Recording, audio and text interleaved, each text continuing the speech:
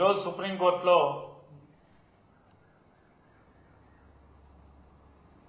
బెయిల్ని తిరస్కరిస్తూ ఇచ్చినటువంటి బెయిల్ ఆర్డర్లో ఒక మంచి మాట సుప్రీంకోర్టు న్యాయమూర్తులు చెప్పడం జరిగింది. ఈ కేసు అనేది రాజకీయ ప్రేరేపితంగా కనిపిస్తున్నప్పటికీ ఆంధ్రప్రదేశ్ ప్రభుత్వం యొక్క వాదనలు కేసు దర్యాప్తు కీలక దశలో ఉందని చెప్పని పదే పదే చెప్తున్నారు. కాబట్టి న్యాయస్థానాలు పోలీస్ ఇన్వెస్టిగేషన్ లో తలదూర్చకూడదు అనేటువంటి ఒక కారణంతో బెయిల్ ఇవ్వలేకపోతున్నాం అని చెప్పిన దాన్ని బట్టి అంటే సుదూరానున్నటువంటి సుప్రీంకోర్టు న్యాయస్థానాలకి కూడా ఇది రాజకీయ ప్రేరేపిత కక్ష సాధింపు కేసు అని అర్థమైన పరిస్థితులు మనకున్నాయి. కానీ ఇక్కడున్న మీడియాకి మాత్రం ఎవరికి దాని మీద పొరపాటును కూడా ఇది కక్ష సాధింపు అనేది కనపడదు. ఎందుకంటే సర్వం జగన్నాథం లాగా సర్వం చంద్రబాబు మయమైపోయినటువంటి పరిస్థితులు. సాధారణంగా ఎక్కడైనా ఒక పోలీస్ కేసు లేదా ఒక పిటిషన్ వస్తే పిటిషన్ నుంచి ఏ ఇన్వెస్టిగేషన్ ఏజెన్సీ అయినా అది సిబిఐ అయినా లేదా సిబిసిఐడి అయినా లేదా మరో ఒక పోలీసు అధికారి అయినా ఆఖరికి ఒక సబ్ ఇన్స్పెక్టర్ అయినా ఒక్కొక్క ఆధారాన్ని సేకరిస్తూ ఆ సేకరించిన ఆధారాలని బట్టి ఎవరెవరి పాత్రలు ఉన్నాయో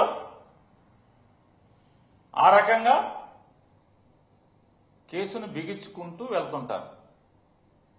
కానీ ఇక్కడ అంత ఆత్రం జగన్మోహన్ రెడ్డి గారే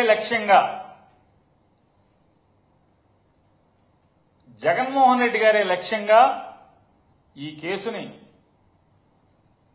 మొదలుపెట్టి ఎక్కడ ఒక్క సాక్ష్యం గాని ఒక్క ఆధారం గాని అంటే ఒక్క లిఖిత పూర్వక ఆధారం గాని లేదా ప్రభుత్వంలో ఒక్క డాక్యుమెంట్ గాని ఎక్కడా కూడా ఏమీ లేకుండానే మనుషులు ఎవడొకరిని పట్టుకోవడం వాడిని బెదిరించడం అంటే ముందు ఒక లిస్ట్ రాసేసుకుంటాడు. జగన్మోహన్ రెడ్డి గారి టార్గెట్ గా ఎందుకయ్యా అంటే చంద్రబాబు నాయుడేమో 3,300 కోట్ల లక్ష్యంగా 370 కోట్ల రూపాయల ప్రజాధనాన్ని లూటీ చేసినటువంటి కేసులో ఆధారాలతో సహా దొరికిపోయి చంద్రబాబు నాయుడు గారికి ఎప్పుడూ ఆత్రమే. నాడు ఏలేరు స్కామ్ అవనండి లేదా మరేదన్నా స్కామ్ అవనండి ఏ స్కామ్లో కూడా ఇన్వెస్టిగేషన్ జరగనివ్వకుండా తనకున్నటువంటి పరపతిని తనకున్న డబ్బుని తనకున్నటువంటి న్యాయవాదులు పెద్ద న్యాయవాదుల ద్వారా విచారణ జరగకుండా స్టేలు తెచ్చుకోవటం స్టేల్ మీద బతికేస్తుంటాడు. ఎవరైనా మనందరం కూడా 3 పూట్ల ఆనందిని బతుకుతూ ఉంటాం. చంద్రబాబు నాయుడు గారి జీవితం అంతా కూడా స్టేల్ మీద రాజకీయ జీవితం అంతా స్టేల్ మీద బతికేస్తుంటాడు. అటువంటి ఆయన ఆత్రం మనం చూస్తే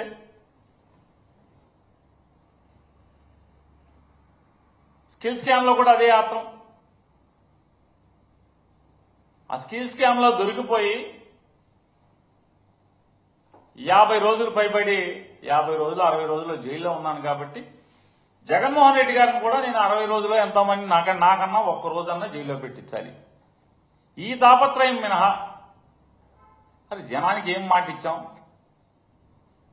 లేదా ఈ రాష్ట్రానికి ఏమేం చేస్తా అన్నాం, సంపద సృష్టిస్తామని చెప్పని రీళ్ల మీద రీళ్లు చెప్పి చెప్పి చెప్పి చెప్పి అరిగిపోయిన రీళ్ళెళ్ళే సందు గొందు లేకుండా ఊరూరా సంపద సృష్టి అని చెప్పుకుంటూ తిరిగారు కదా. ఆ సంపద సృష్టి లేదు, జనాలకు ఇచ్చిన హామీలు లేదు, ఈ రాష్ట్రంలో అభివృద్ధి లేదు. లేదా జగన్మోహన్ రెడ్డి గారు మొదలుపెట్టి సగంలో వదిలేసినటువంటి అభివృద్ధిని కొనసాగించడం లేదు, అన్ని ఆపేయటం, అమ్మేయటం.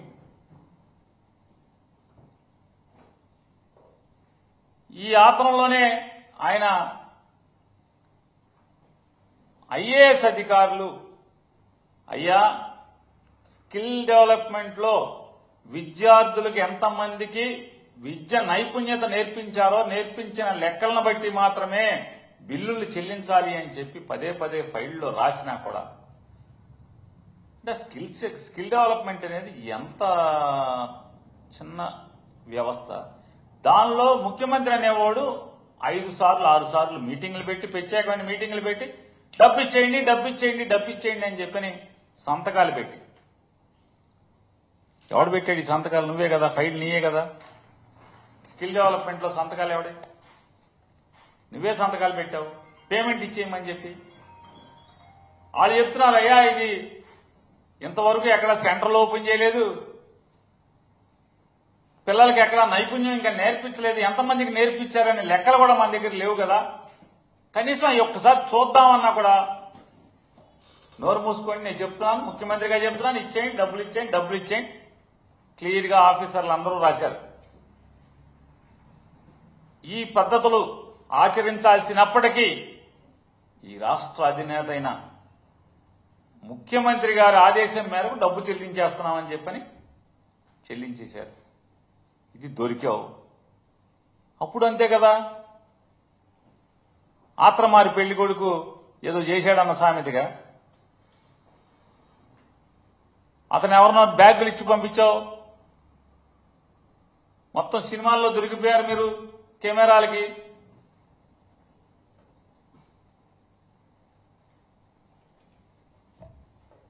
వచ్చి రాని ఇంగ్లీష్లో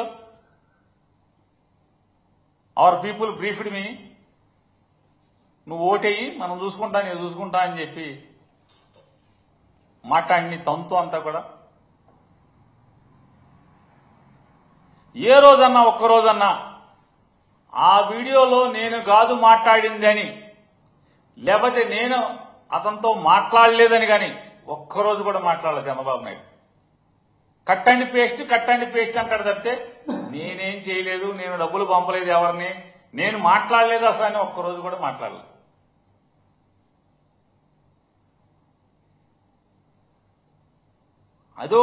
అదే ఆత్రం అయితే ఈ స్కిల్ డెవలప్మెంట్ ఆత్రం. ఇటువంటి తప్పులు చేసి పాపాలు చేసి దొరికింది చంద్రబాబు నాయుడు. ఈ లిక్కర్ కేసులో ఎక్కడన్నా జగన్మోహన్ రెడ్డి గారి సంతకం, లేదా ధనంజయ రెడ్డి గారి సంతకం, లేదా ఓఎస్డీ కృష్ణమోహన్ రెడ్డి గారి సంతకాలు, లేదా ఇలా చేయని వ్యాపారం అనే ఆదేశాలు ఇస్తూ ఎక్కడన్నా రాతపూర్వకమైన ఆదేశాలు